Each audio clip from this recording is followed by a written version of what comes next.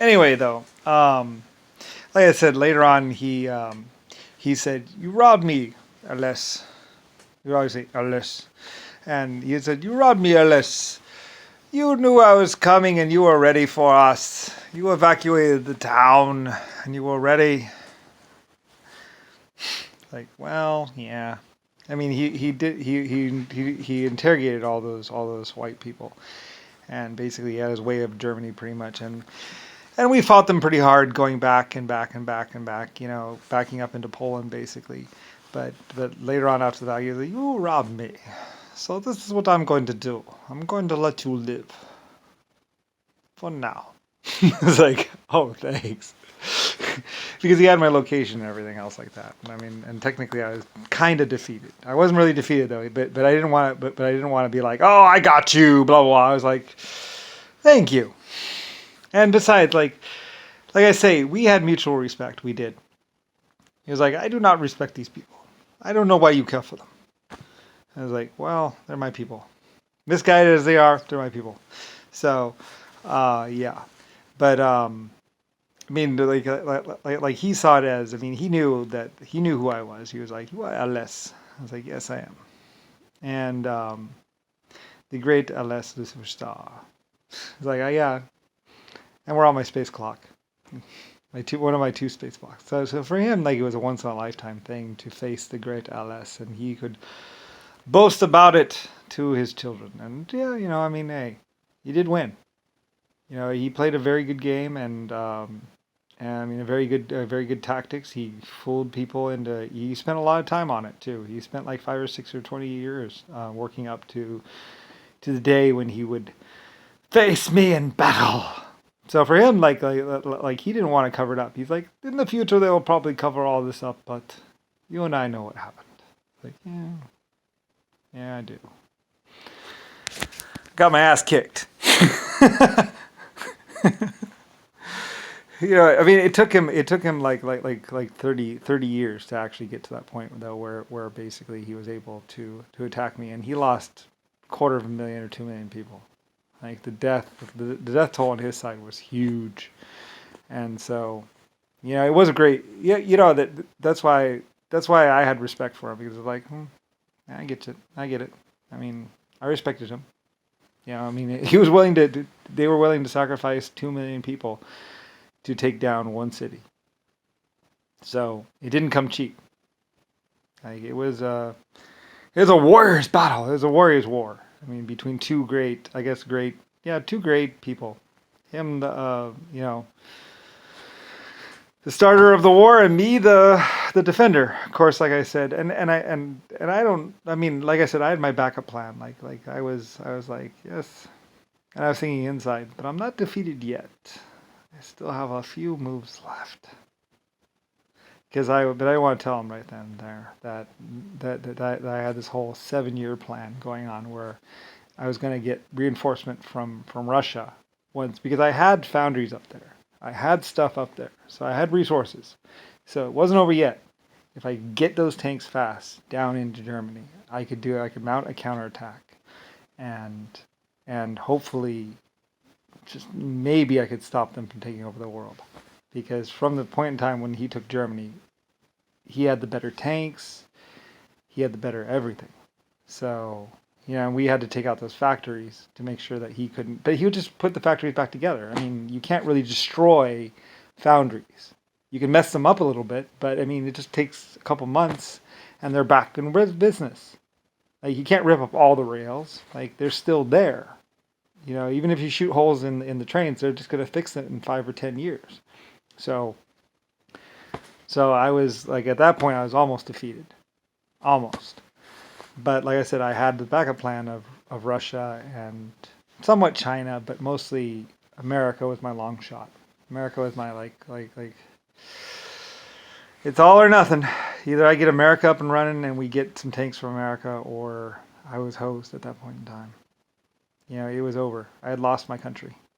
I had lost my Germany. My beautiful Germany was gone, and Poland was next. Like, they were working up into Poland. Luckily, the fighting never got that far, I don't think.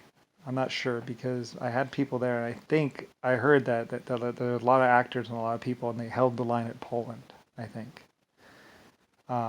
he just wanted the production capability of Germany, basically. He just cleaning out everything and raping the women and everything else like that. So, he was conquering. People used to conquer. Yes, it's true. So, anyway, so I was defeated in that round, and two great warriors were facing off, I guess you could say. Me, LS, and him, the black general. So, anyway, he had the white people pretending to run the war, but like I said, he was the one behind the scenes. He was just letting them do what they were doing until they failed or whatever, and then he was gonna kill them anyway. He told me, he's like, I was going to kill them anyway. It's like, yeah, I figured. You couldn't trust him anyway. We talked for a good while, good long while. He wanted to talk to me, and I wanted, hey, I would be remiss, as they say, if I did not admit that, yeah, he had me. I'm not going to cheapen his. They sacrificed 2 million people to take down Germany, so it's like, if you're willing to sacrifice 2 million people or 5 million people, there ain't much I can do about it. Unless I'm just going to go full scale, like nukes. And then I'm a monster. And, like I say, he was just trying to come up on stuff. He just wanted stuff. And like I said, I wasn't done yet. I still had my water conveyor systems. I was like, and he must have known it. He had to have known inside that I would mount a defense. So, I did have contingency plans, and I even had some resistance people, and that could get, because I said the water conveyor system went hundreds of miles all the way from Poland or all the way from someplace. Like, you could jump them, basically. There were lots of them. Like I said, back in the old days, we had lots of water conveyors because water conveyors lasted forever. They always lasted, and the mines would always build up water. So, you had to get out the water somehow. If you're not going to do it on the surface, then you do it underground and stuff like that. So, anyway, and they also used it for a sewer system as well later on too. It was used for a sewer system. It was used for a storm drain system. It was used for a conveyor belt system. A conveyor system, water barrel conveyor system. So, anyway, so it wasn't over yet. I still, and it was untouched by the carpet bombing. The carpet bombing didn't touch the conveyor system because it was too far down. So anyway, they just bombed the buildings, and then we just dug them out later on and used them. So, anyway, and he did his best to figure out everything I had, which is like, well, not going to help. I wasn't going to help. So I was like, oh, yeah. I was just thinking in the back of my mind about all the different things. And actually, I was kind of trying not to think just in case you could, being a little paranoid, I guess. And I was a little worried about it because, like, a lot of people had died and a lot of people were going to die. And I needed tanks, like, right then and there, and I didn't have them. Like, tanks were like 2 years out at best, or maybe a year out. Making that many tanks is too hard. We had a few, but he had tanks too. He had a lot of tanks. Tanks on his side, tanks on my side.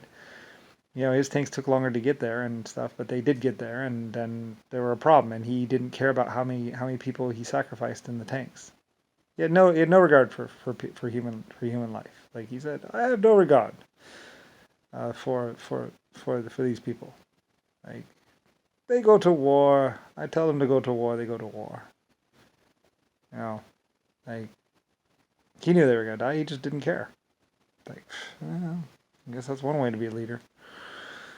Anyway, so they were dying like crazy, and he was facing LS, so he has a win-win situation for him. But anyway, and a kind of a win-win situation for me because, like I say, I ended up looking like epic hero.